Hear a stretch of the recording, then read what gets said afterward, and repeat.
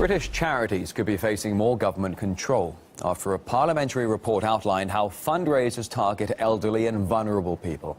It's the second scandal in the industry within 2 months. In December, a report claimed 1 in 5 UK charities spend less than half of their funding on so-called good causes. RT's Anastasia Cherkiner investigates. Exactly how the UK's neat £80 billion a year industry of over 195,000 registered charity organisations spends money has been hit by a storm of controversy yet again. A report by the True and Fair Foundation claims that as many as 1 in 5 of the biggest charities in the UK spend less than 50% on actual charity. This includes some of the biggest organisations in the country, such as the British Heart Foundation, Age UK and others that the public have grown to trust. Disgraceful, isn't it?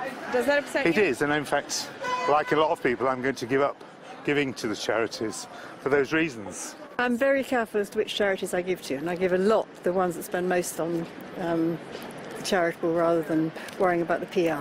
We caught up with the CEO of the foundation behind the publication that caused the stir. Nothing I have said is incorrect. We actually looked at the real figures that are signed off by these charities and millions that are being wasted. The industry fired back by trying to slam the report, dubbing it flawed, misleading, inaccurate and simplistic. We reached out to the charities in question asking for comment. They provided us with statements explaining the need to spend money on charity shops, fundraisers and supplies. However, nobody was available for on-camera interviews. An actual charity worker we spoke to in London was a lot more straightforward about the problem. Yeah, I'm furious with that. I see that happening, and the hugger-muggers in the street, the whole thing, yeah, it's very cynical, I think.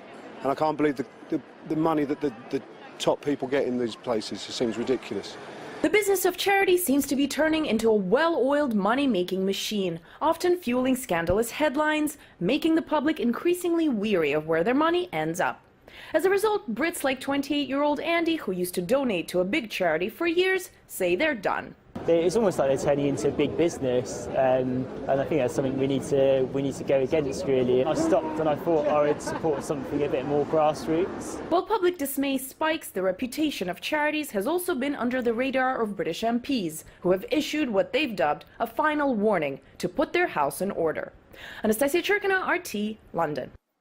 And we come to you live from Moscow as the Russian economy deals with the plunge in the oil price and the ruble. Max Kaiser looks at what's potentially really behind the chaos in the global markets. Free market capitalism, as envisioned by Adam Smith. The free markets decide the price. And that means buyers and sellers coming together in a marketplace. The most important thing that happens in that transaction is the signal to the rest of the market. Now, if you have central banks acting as a Politburo, acting as a command and control economy, artificially setting prices like a king, then you have a failure in price signal.